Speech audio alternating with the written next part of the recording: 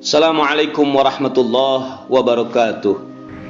Apa kabar sahabat-sahabat yang dirahmati Allah Subhanahu wa Ta'ala?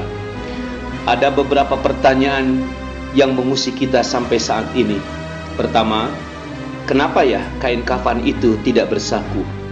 Sahabat, karena memang kita tidak bisa memasukkan uang barang serupiah pun sebagai bekal dalam perjalanan.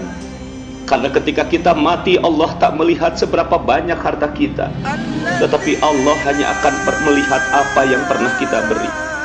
Kenapa kain kafan itu tidak berwarna-warni? Tak dapat kita passionkan ketika kelak tubuh kita diam, terbujur kaku tanpa ada daya dan upaya. Karena ketika kita mati, Allah tak menilai seberapa indah dan mahal pakaian duniawi kita. Yang kita kenakan tetap saja kain putih yang murah dan bahkan tak berjahit. Kain kafan itu tak memiliki tutorial, tidak butuh kreativitas ketika dikenakan, karena ketika kita mati, Allah tak menilai keren atau tidak seorang manusia ketika mengenakannya.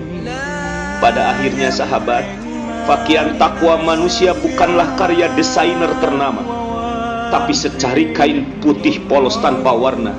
Iya, kain kafan itu putih warnanya.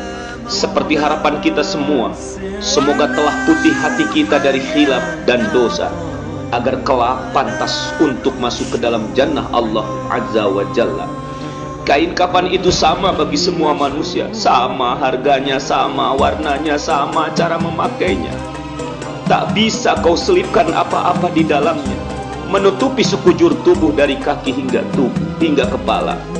Lalu, masih adakah rasa angkuh dalam diri kita, menganggap diri lebih mulia dari yang lain, dan lebih mulia dari orang yang selama ini kita rendahkan dan kita abaikan? Semoga Allah berkenan membersihkan hati kita dari penyakit hati. Allah menjadikan hati kita bersih dari ria, iri, dengki, dan sombong kepada sesama. Astagfirullah, ampuni kami ya Rabb. Assalamualaikum warahmatullahi wabarakatuh. Tubuhmu, rezeki saya akan